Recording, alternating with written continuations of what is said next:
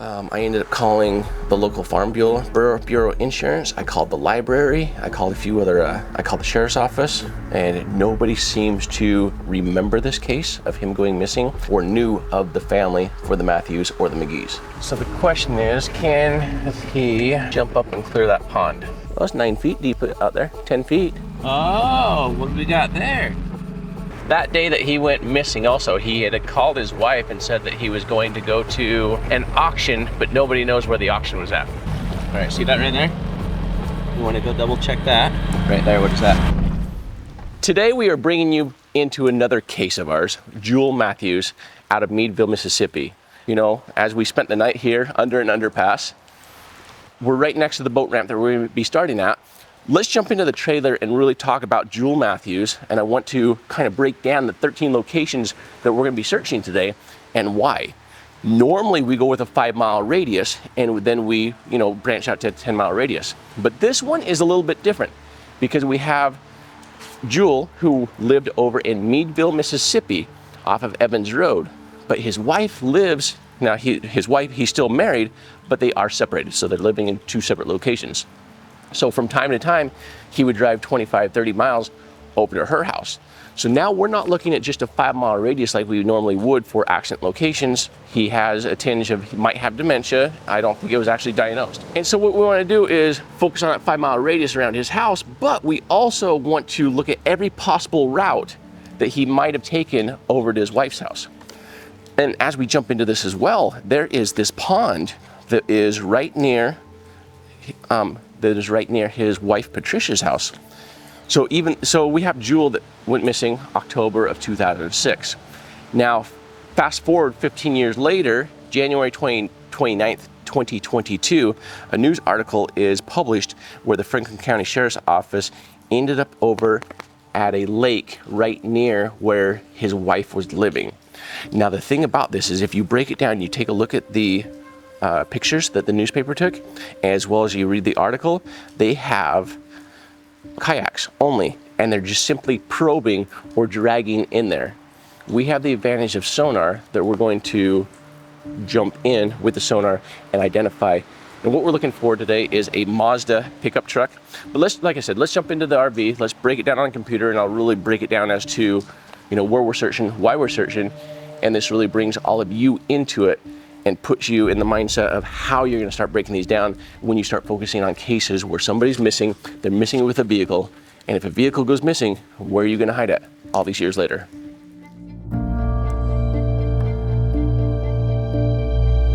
For families who have all but given up on finding their loved ones, this team is a last hope.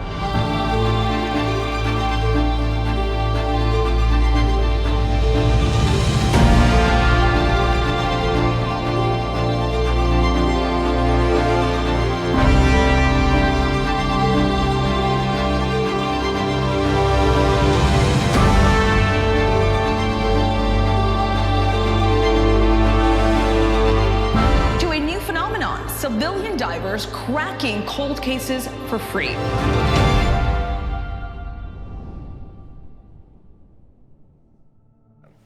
Now the thing is, normally I'm going to go with the most probable locations, but what we're dealing with is if you take this over where his house is at, and I do a quick little line over to where his wife's house is at, we're looking at, that's 42 miles between there and there. So for that reason, I don't want to start at his house and then have to jump over and work to the west, because we're at the west right now on this trip, right, moving east. Yep. So for that reason, I've numbered these differently, that I want to work them in order of our route rather than what I feel is the most probable. And so normally when I break this down, what's most probable is here is where Juil's house is at. And then I put a 5-mile radius ring around that, and then I start saying, all right, what's closest to his house? And I start breaking out and working further away. Then I would normally end up putting a 10-mile radius ring and a 15-mile radius ring, because most people are creatures of habit, especially when they live in small communities. They're only going to go so far, especially when they're more elderly. They live at home, they're going to go get fuel, they're going to go get gas, they're going to go visit their friends. Well, the thing is his friend is still his wife. And so that's why we need to start looking at these locations over here as well. And the pond that was of interest in question was right, in fact, let me show you where we're at first. So I'll just give you a quick rundown. So right now we spent the night here at this bridge, this location, and we want to check out this river. And the reason for it is because as you come across from his house, there's a few locations that could be potential that dementia patients tend, they call it the Florida effect. So they kind of move in a southeast location or southeast direction. And because it's, for some reason, it's like they're chasing the sunset, or I'm sorry, the sunrise for some reason. The areas of interest here around her house is, so the red dot is where her house is at. We have this lake right here, which is where the kayakers were at. And then we have this location closer to her house. Actually, this was coming into her house. There's a pond right there, and then we have another pond that's up here. Now, the other area of interest is Meadville. So what's the closest town that his address is associated with Meadville? And does he normally go up to Meadville for the grocery store, for gas? So I put in a valiant effort by even calling, check this out. I called the funeral home. Hey, anybody in this small town of, it's like 4 blocks wide, 5 blocks long. Does anybody at the funeral home know of the Matthews or his wife's maiden name, McGee? I ended up calling the local Farm Bureau Insurance. I called the library. I called a few other, I called the sheriff's office, and nobody seems to remember this case of him going missing, nor is anybody in the area in Meadville for the locations that I called that were family or knew of the family for the Matthews or the McGees. Within the 5-mile radius of Meadville, there's 2 potential locations that we're gonna stop and check, which are 2 boat ramps. So I'm really interested in that. And the reason why I'm interested in, we're looking at this at several different ways. You know, we're looking at it as an accident, or we're looking at it as a self-harm, because we're dealing with somebody that is aging. And unfortunately, and the truth of this is that we have to deal with is that elderly people, pills, or we've had them drive directly into the water on purpose, you know, in a self-harm scenario.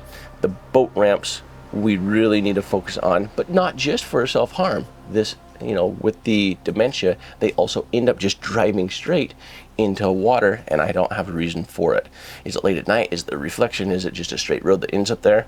For whatever reason, we found quite a few elderly at boat ramps. And then as we look at the different routes that are heading over either to Meadville or over to Patricia's house, we want to check those locations. And then we want to then focus on not just around his house, but we also want to focus on anything within that 5-mile radius where it starts heading, not just the 5-mile radius, but also this is the Florida effect, which is heading southeast. These are the 13 locations that we're going to be dialing in and searching today.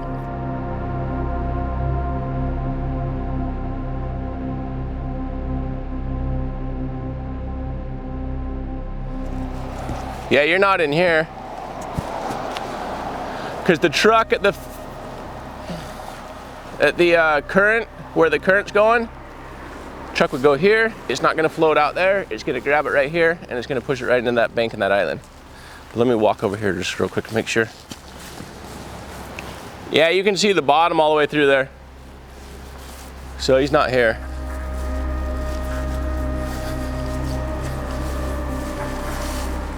All right, 1 location down, 12 to go.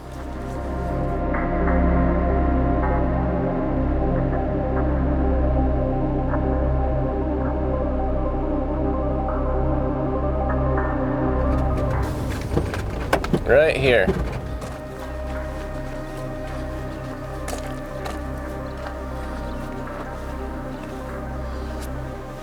Yeah, let's go down through there.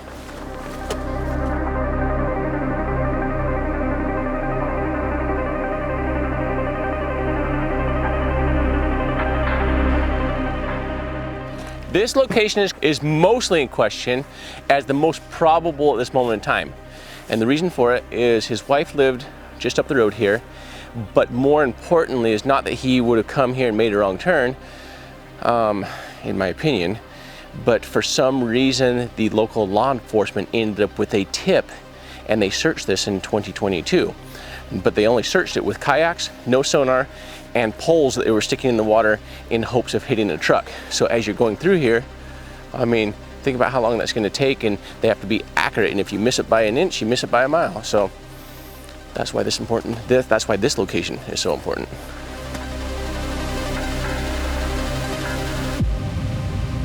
All right, this one is going to pop up plain as day if he's in here.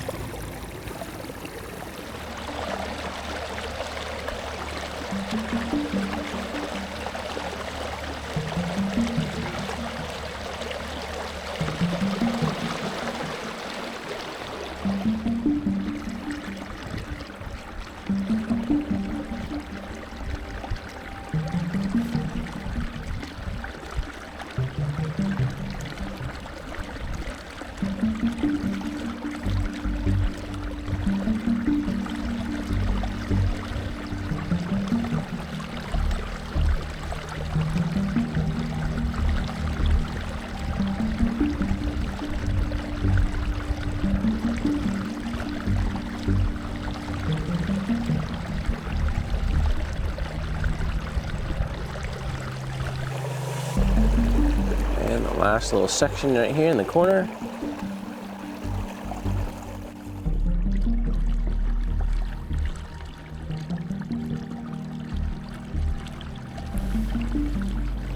It's clear and clean.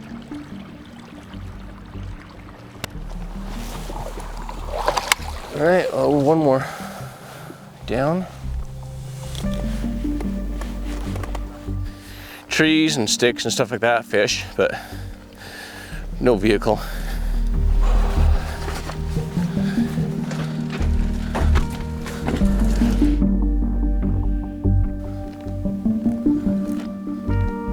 I think that this is it right here. Oh yeah, right here. So let's sonar ball this one and see if it's even deep enough. I don't think it is. Really, could you get a pickup in here with nobody noticing? Because this one is a little bit further away. It's not smooth like the other one was. But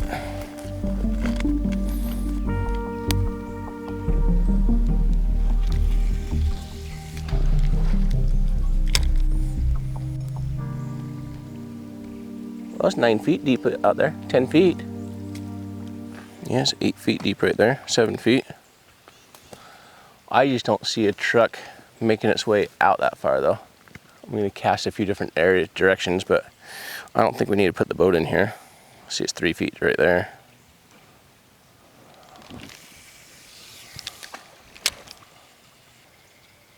Yeah, nice clean bottom though, no rocks or anything down there.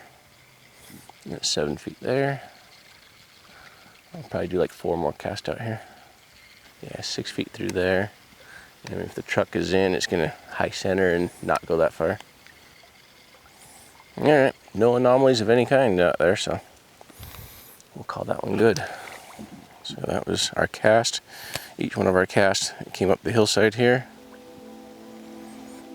Smooth all the way across.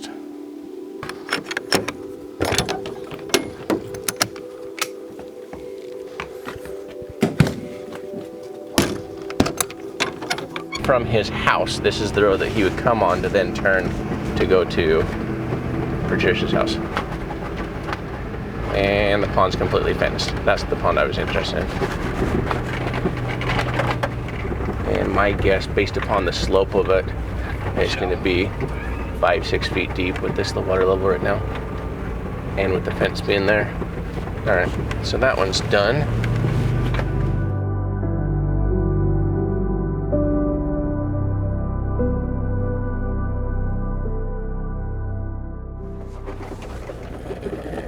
He's gonna be here. But let's put in here.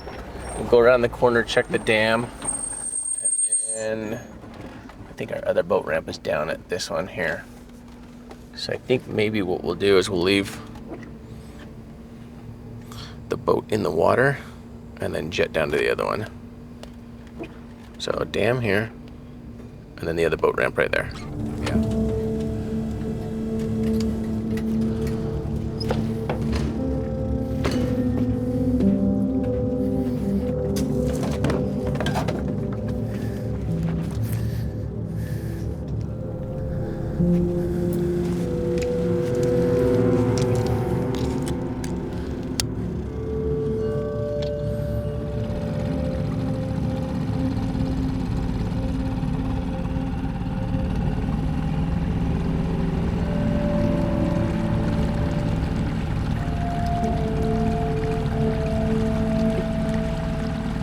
side of your screen, we should pick up the boat ramp.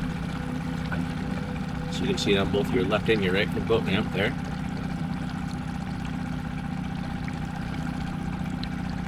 Actually, just on your right. Nothing there. We'll scan a little bit further out, and then we'll head over to the dam.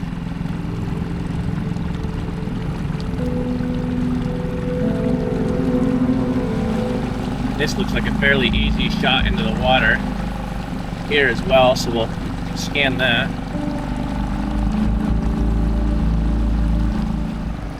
Water is where that's normally up high, the picnic benches.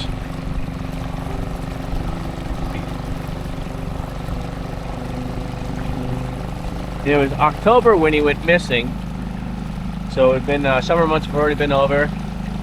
Water levels already been drawn down. Woo, getting really shallow.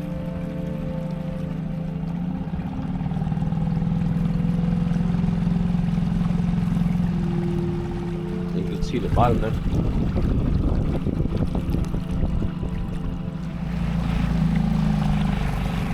There's the hole.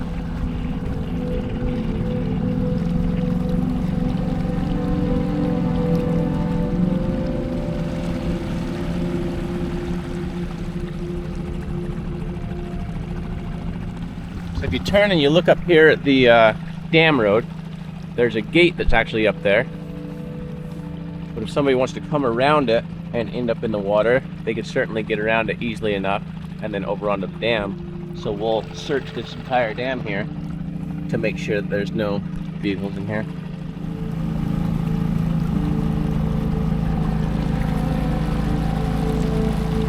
All right, see that right there? We want to go double check that. Okay, what is right there? What is that? Oh, it's a bait fish is what it is. See it on live? And that's what it was. Just a whole school of fish swimming by. And that's what gave us that reading. Check this. I was going roughly 4.5 to 5. When you spot an object like that, then you want to slow it down to 2.5 to 3. And he's the log. Not very tall. We pass this right here, you'll see how it pops up onto the sonar. It'll be on the left side of your screen, even though it's on your right side.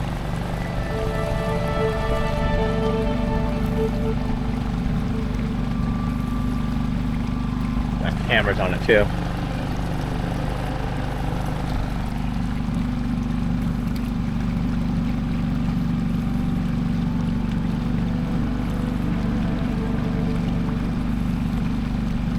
Yeah, if we didn't see that sticking up out of there and we saw something like that, we would really be interested in that. Oh, what do we got there? Let's check that one out. So it's over about 40 feet.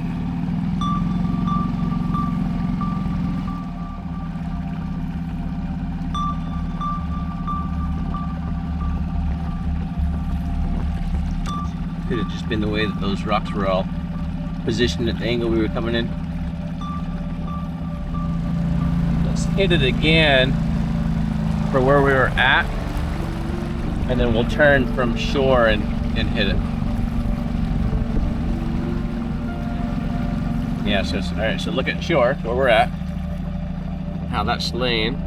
So then let's turn and let's just go straight out and run right over it at a 90. There they are. Yeah, so that's just those rocks. So when we were farther from them, they were all grouped together. But now that we're close and over the top of them, now you can see. Yeah, these two locations at this lake today, I guess 3, we did the dam. These will be our largest locations today, and then everything else is going to be small little accent pond locations between Meadsville and this house over on Evans Road.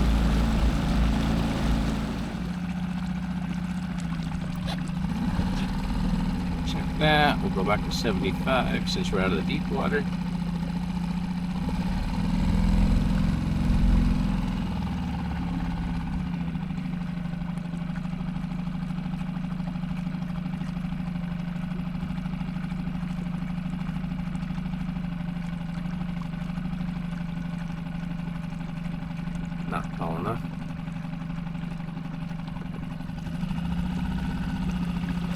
It's like that old dock or whatever it was. Concrete out here.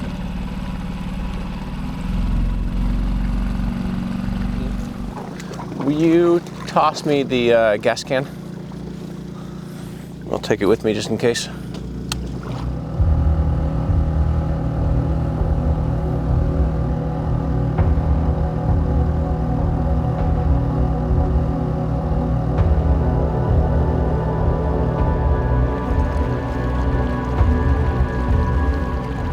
I still have like another 300-400 yards to get to the boat ramp. Even with all these trees, if he's in here, he'll still be an easy read to see him. And no truck in here.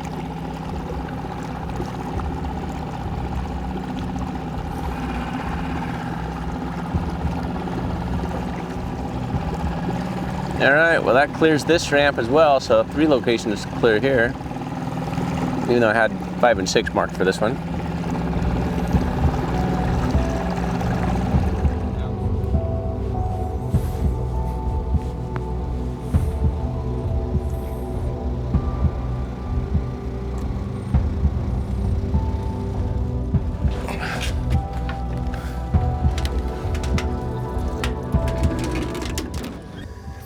All right, so here's where we're at right now. So we just did these 2 boat ramps here. So for location 5 and 6, we're gonna go down US 98, and we're gonna take 98 all the way down just past Bayless Road. On the left, there's gonna be a pond there. All right, so it looks like that on the left. It'll be easy to spot. Yeah, right here on the left. So the question is, can he jump up and clear that pond? I don't think so, because you're gonna be down and then up. I mean, it's always possible, but it looks shallow there. And I'm kind of ruling this one out. Let's look at the edge there. I think you can actually see the bottom. Nobody seems to be on this road, so let's just hit the blinkers. Oh no, you can see the bottom here. Bottom, bottom, bottom, bottom, bottom, all the way over and out. So that one marks that one off. Location 7 is done. We actually want to turn around and go back on Bayless right there. It's going to be kind of hidden a little bit. And I think most of it's going to be shallow, but we'll take a look. Go back to 2006. Was there any way to get through into here, and is it deep enough? That's the question. And my answer to you is no. See how shallow it is? You can see the bottom there. Let's double check, make sure we can see the bottom right here. But I don't see any breaks in it. And there's a fence right there as well. Oh yeah, you can see the entire bottom right there too. Plus all these are, there wasn't any break in any of the trees here. Maybe right here, but you can see the bottom. So you're not getting in there.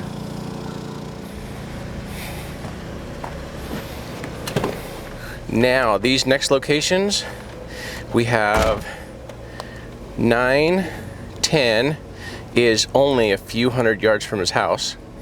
And then 11 and 12 are still within the 5-mile radius, and then we have one outside of the 5-mile radius. There's some question as I was looking at the Google Earth as to if it's going to be similar to this though, with any trees that you can't get through, or can you get through?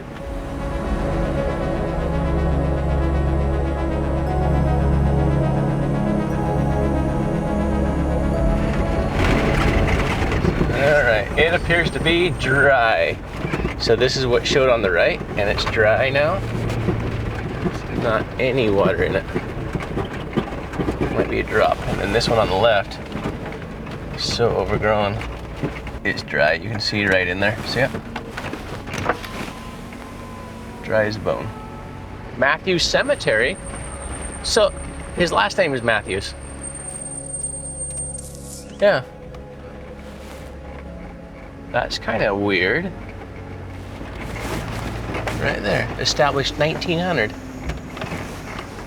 So that day that he went missing also, he had called his wife and said that he was going to go to an auction, but nobody knows where the auction was at. So now we want to go hit 11. So probably right there, that opening. Your destination is on the right. Oh, it's right there. Those trees are pretty established. I don't see anything getting through there.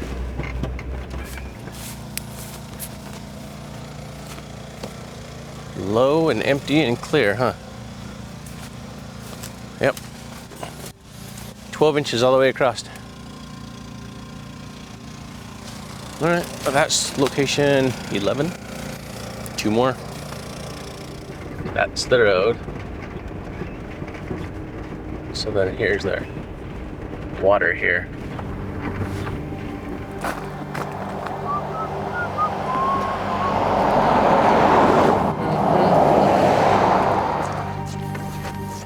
Oh, that's as shallow as shallow could be. No truck on that side.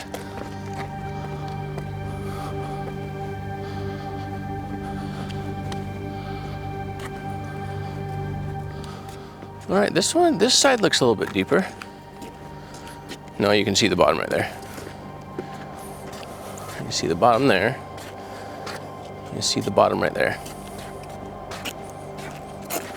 So, nothing there. Shoot. We have one more location today, so it's not done yet. So we still have a chance to find him today.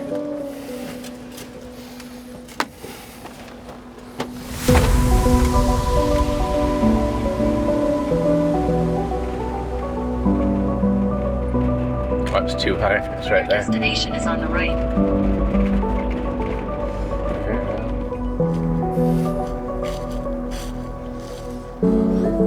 Well, that thing's completely empty, isn't it? God, all these are just so empty. Well, unfortunately, that makes 13 locations today where we were not able to find Juil Matthews. However, putting these episodes out is, more important to bring awareness when we don't solve them, so that way you are aware of them, so that you can share them with your family and friends, especially if they happen to be in the Meadville area. Let them know that Juil Matthews is still missing. Have them check their backyard ponds, have them check their properties, because a lot of people have also been found in the forest, like on these dead-end roads, and sometimes they have a medical emergency. They've ended up in some heavy brush before. So check your property and see if we can help bring Juil home.